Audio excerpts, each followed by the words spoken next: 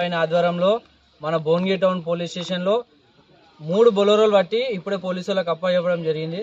ఈ బండ్లు మేము ఇన్ఫర్మేషన్ తీస్తే ఈ బండ్లు ఆంధ్ర నుంచి వస్తున్నాయని తెలిసింది. ఇది బహదూర్పుర కబేలకు ఏదైతే భాగ్యనగర్ నడిబొడ్డు నుండే బహదూర్పుర కబేలకు వెళ్తున్నాయి.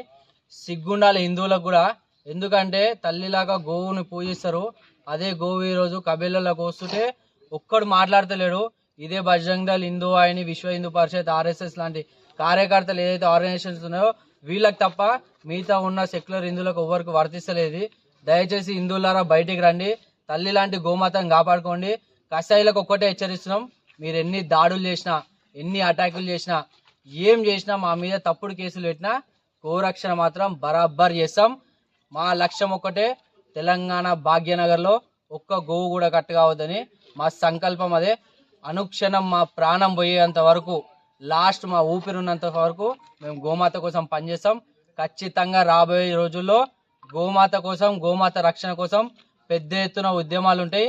నేను తెలంగాణ గవర్నమెంట్ కూడా ఒకటే రిక్వెస్ట్ చేస్తున్నా, డిమాండ్ కూడా చేస్తాం. గోరక్షకులం ఖచ్చితంగా గోమాతని ఈ స్టేట్లో రాష్ట్రమాత చేయాల్సిందే కోరుకుంటున్నాం. ఎందుకంటే గోవులు, కొన్ని వేల గోవులు కట్ అయిపోతున్నాయి. బహదూర్పుర కబేలలో ఇల్లీగల్గా కట్ అవుతున్నాయి. బీఫ్ షాప్లు ఎన్నో అవుతున్నాయి. కేవలం ఆవులు కొయ్యొద్దని చట్టం ఉంది, కానీ చట్టం ఉల్లంఘించి మరి పనిచేస్తారు. సో దయచేసి గవర్నమెంట్కి ఒకటే రిక్వెస్ట్ చేస్తున్నాం, ఖచ్చితంగా దీని మీద యాక్షన్ తీసుకోవాలి. గోరక్షకులకు న్యాయం చేయాల్సిందే కోరుకుంటున్నాం. భారత్ మాతాకి జై.